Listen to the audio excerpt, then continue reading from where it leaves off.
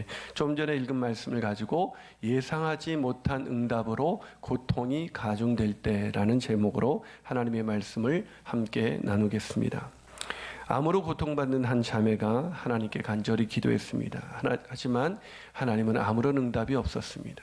그럼에도 불구하고 이 자매는 신학이 돈독한 자매였기 때문에 응답이 없는 그런 상황 속에서도 늘 하나님께 감사하면서 오히려 전도를 열심히 했습니다.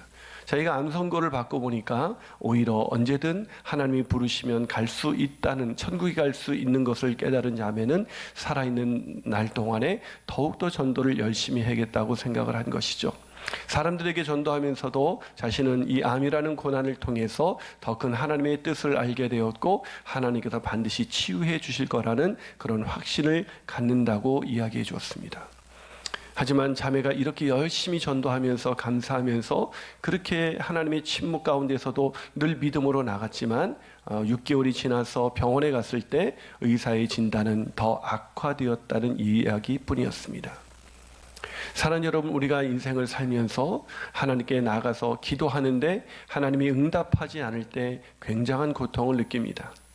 그러나 그거보다 더 큰 고통은 드디어 오신 하나님께서 응답을 해주셨는데 그 응답이 예기치 못했던 응답, 단 한 번도 상상하지 못했던 그런 어려운 응답이 우리가 원하지 않는 그 응답이 우리에게 왔을 때 그 고통은 이루 말할 수가 없습니다. 오늘 본문에는 바로 그런 고통을 느끼고 있는 한 사람이 소개되어 있습니다. 바로 하박국 선지자죠. 하박국 선지자는 나라와 민족을 위해서 정말로 간절히 기도했습니다. 자신의 유익을 위해서 기도한 것도 아니었습니다. 하나님이 오랫동안 침묵하셨습니다. 도대체 언제까지 이런 강포와 패역이, 이 정의가 굽어지는 것이 이렇게 굽어지는 것을 하나님 지켜보셔야만 하시겠습니까? 라고 그렇게 오랫동안 기도하며 주님께 나갔습니다. 그리고 마침내 응답이 왔습니다. 그 응답이 바로 오늘의 본문입니다. 근데 그 응답이 얼마나 황당했는지 정말 상상할 수 없는 응답이었습니다. 오늘 본문 6절을 한번 같이 읽어보도록 하겠습니다. 6절입니다. 시작. 보라, 내가 사납고 성급한 백성 곧 땅이 넓은 곳으로 다니며 자기의 소유가 아닌 거처들을 점령하는 갈대아 사람을 뭐라고요? 일으켰다. 여러분, 누구를 일으켰습니까? 갈대아 사람입니다. 바벨론이죠. 유다가 잘못한 그 죄악을 심판하기 위해서 유다와는 비교도 되지 않는 악인 중에 악인, 극악무도한 바벨론을 들어서 사용하시겠다는 것이었습니다. 여러분, 황당하죠? 이 하박국이 얼마나 놀랐을까요? 아니, 받아들일 수가 없었을 것입니다. 하나님, 아무리 유다가 잘못을 해도 그렇지 바벨론에 비하면 유다는 선인으로 느껴질 만큼 유다는 착한 사람들인데 어떻게 악인 중에 악인인 바벨론을 들어서 유다를 심판할 수 있단 말입니까? 전혀 예상한 응답이 아니었습니다.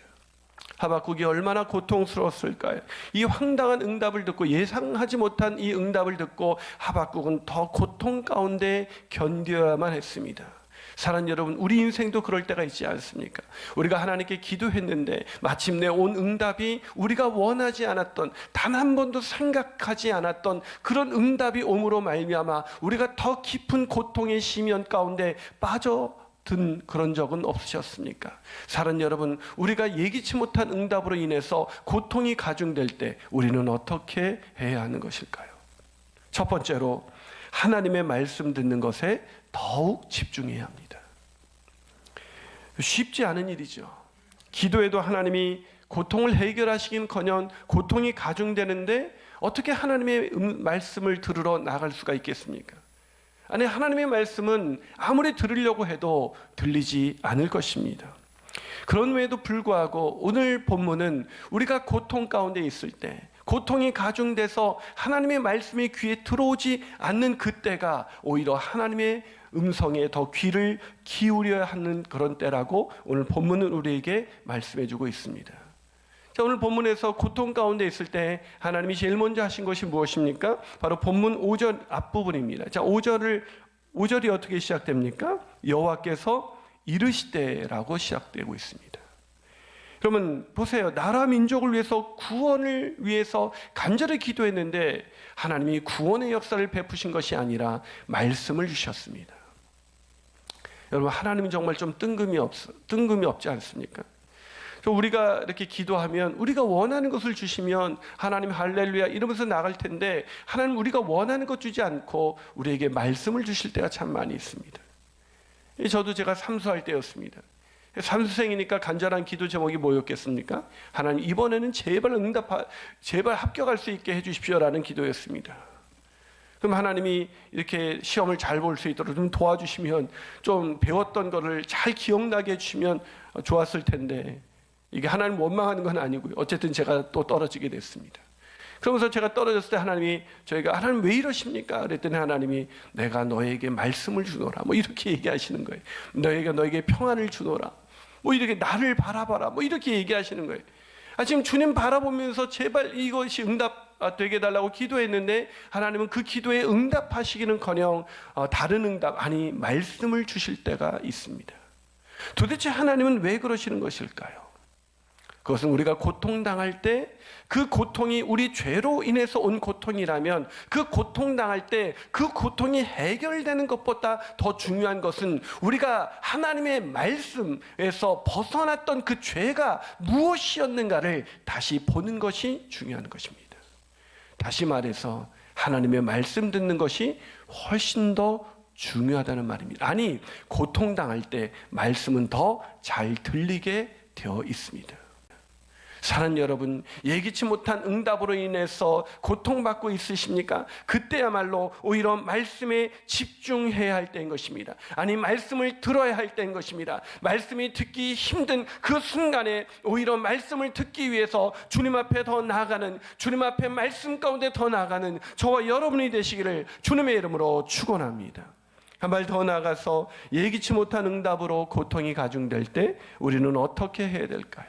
두 번째로, 하나님의 크신 계획을 깨달아야 합니다. 하나님의 크신 계획. 여러분, 예기치 못한 응답으로 고통이 가중될 때 말씀을 듣는 게 왜 중요합니까? 말씀을 들을 때 하나님의 크신 계획을 깨달을 수가 있기 때문입니다. 바꾸어 말하면, 이 고통 가운데 하나님의 말씀을 듣지 않는다면 그 고통 가운데 행하실 하나님의 크신 계획을 알 수가 없다는 것이죠. 자, 오늘 본문 5절을 우리 다시 한번 읽어보겠습니다. 자, 5절을 한번 읽겠습니다. 시작. 여호와께서 이르시되 너희는 여러 날을 보고 또 보고 놀라고 또 놀랄지어다. 너희 생전에 내가 한 가지 일을 행할 것이라. 누가 너희에게 말할지라도 너희가 믿지 아니하리라. 자, 보이시죠? 믿지 아니하리라. 왜 믿지 않을까요? 앞으로 일어날 그 하나님의 일을 인간의 머리로서는 이해할 수 있는 일이 아니기 때문입니다. 그렇습니다. 하나님의 생각은 우리의 생각과 달라서 하나님이 행하실 때 그 일을 왜 행하시는지 인간의 생각과 인간의 이성으로는 그것을 깨달을 수가 없습니다. 어떻게 깨달을 수가 있습니까? 하나님의 말씀 가운데 나갈 때 깨달을 수가 있습니다. 아멘이십니까? 네, 아멘이 들립니다. 아멘 하세요. 할렐루야. 네, 가정에서도 아멘 하시길 바랍니다. 그렇습니다. 하나님의 생각은 인간의 생각과 다르기 때문에 하나님이 우리를 위하여 행하시는 그 일들이 인간의 관점으로 바라볼 때는 그것은 고통뿐이고 고통을 더 가중할 뿐인 것입니다. 그러나 그 고통을 하나님의 말씀 가운데 집중하며 하나님의 말씀을 묵상하기 시작할 때 그 고통은 오히려 우리 마음 가운데 행하실, 우리를 위하여 행하시는 하나님의 놀라운 계획이라는 것을, 그 계획 가운데 일부라는 것을 우리가 알게 되는 것입니다. 마틴 로이드 존스는 그의 책 하박국이라는 책에서 이렇게 말합니다. 우리 모두는 기도에 대한 응답을 받고자 한다. 우리는 하나님이 우리에게 응답하시는 방법은 한 가지뿐이라고 생각한다. 그러나 성경은 하나님이 좋은 것을 주시기 전에 최악의 상태에서 고통하게 하신다고도 가르친다. 여러분 보이세요? 그러나 성경은 하나님이 좋은 것을 주시기 전에 최악의 상태에서 고통하게 하신다고도 가르친다. 하나님은 우리가 기대한 것과는 정반대되는 일을 하시기도 하신다. 사랑하는 여러분, 오늘 코로나19로 인해서 우리가 기도해도 하나님이 응답하지 않고, 기도해도 코로나가 빨리 진정되지 않고, 이것이 연장되면 연장될수록 우리는 고통이 가중될 것입니다. 그러나 여러분 기억하십시오. 하나님은 좋은 것을 주시기 전에 최악의 상태에서 고통하게도 하시는 분이십니다. 왜요? 그 고통 가운데 우리가 하나님 앞에 나갈 수 있게 하기 위해서, 그 고통 가운데 우리의 죄를 돌이키게 하기 위해서 하나님께서 그렇게 하시는 것입니다. 아멘이십니까? 그러게 사랑 여러분, 예상치 못한 응답으로 인해서 고통이 가중될 때 낙심하고 좌절하고 분노할 것이 아니라 말씀에 집중하시면서 그 말씀 속에서 행하실 하나님의 크신 계획, 하나님의 그 놀라우신 계획을 바라보게 되시기를 주님의 이름으로 축원합니다. 그 계획을 바라보심으로 인해서 오늘 고통 가운데 오히려 노래하는 저와 여러분이 되시기를 주님의 이름으로 축원합니다. 마지막으로, 예기치 못한 응답으로 고통이 가중될 때 우리는 어떻게 해야 될까요? 그것은 하나님 앞에서 철저히 회개해야 합니다. 하나님 앞에서 철저히 회개합니다. 여러분, 오늘 본문에서 하박국이 이해할 수 없었던 하나님의 계획이 무엇이었습니까? 바벨론을 들어서 유다를 친다는 게 계획이었습니다. 그 계획을 왜 이해가 안 되는 거예요? 그 한 면만 보기 때문입니다. 왜 하나님이 그렇게 하시는 거예요? 아까 말씀드렸잖아요. 왜 유다를 더 악한 악인을 들어서 심판함으로 인해서 고통을 받게 하시는 것입니까? 유다가 회개하기를 원했던 것입니다. 여러분, 왜 우리가 아이들한테 매를 들죠? 여러분, 저는 우리 아이들이 잘못했을 때, 한 번은 잘못했을 때 경고를 했습니다. 그 나이가 아주 어렸을 때였어요. 근데 이 녀석이 또 그런 거예요. 그게 뭐였냐면, 우리 아파트 그 문에 이렇게 장식으로 이렇게 나사처럼 돌리는 그 동그란 그런 모양이 이렇게 쭉 이렇게 박혀 있었습니다. 어느 날 우리 집에 다 박혀 있는데 그게 남아 있는 거예요. 처음에는 우리 집 거를 뺐었어요. 그래서 그걸 꼈는데 나중에 보니까 다 꼈는데도 남았어요. 보니까 밑에 집 것까지, 밑에 집 대문까지 가서 풀은 거예요. 그걸 왜 풀었는지는 지금도 이해할 수 없습니다만은. 그래서 제가 잘못했는데 더 잘못했으니까 어떻게 했을까요? 제가 뭘 잘못했는지 가르쳐주고 그 아이에게 몇 대를 맞은, 그래서 그 아이한테 매를 들었습니다. 사랑하는 여러분, 아비가 자식이 여러 번 말을 해도 안 됐을 때 결국 매를 들기도 합니다. 고통이 가중되는 것이죠. 왜죠? 사랑하기 때문입니다. 애가 죄를 깨닫고 잘못을 깨닫고 바른 길로 가게 하기 위함인 것입니다. 지금 하나님께서 바벨론을 들어서 유다를 치게 하신 것은 바벨론이 이뻐서가 아니라 그 악인을 들어서 이 유다를 치게 하심으로 말미암아 그 고통 속에서 그들이 자신이 하나님을 떠났던, 하나님의 말씀대로 살지 않았던 그 죄를 회개하고 주님께로 돌아오게 하기 위해서 하나님이 바벨론을 잠시 사용하고 계셨던 것입니다. 그리고 그 바벨론은 그 다음에 어떻게 하십니까? 하나님께서 바벨론을 바람처럼 사라지게 하실 것입니다. 여러분, 오늘 본문 11절을 한번 보세요. 자, 본문 11절.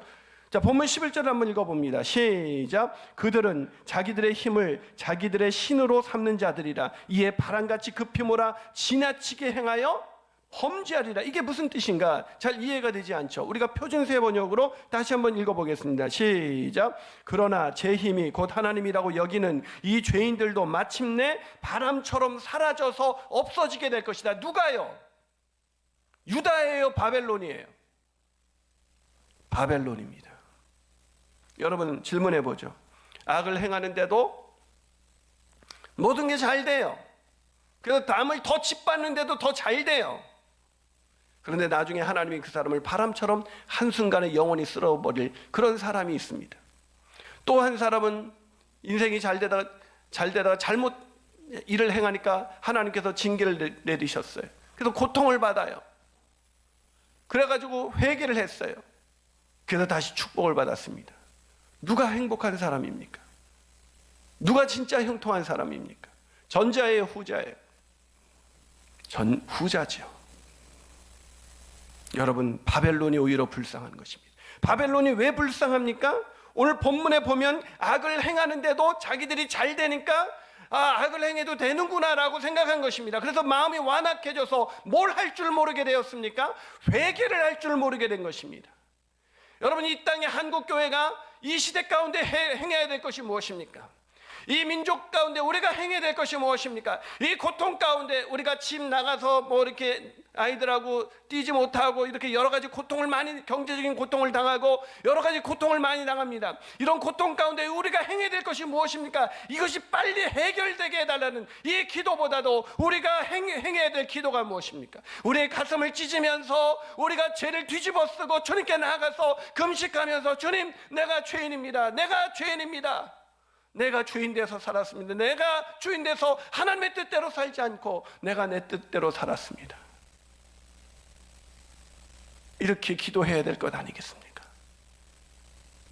여러분, 왜 예기치 못한 응답으로 고통이 가중될 때 그것이 우리에게 복이 될 수 있는 것일까요?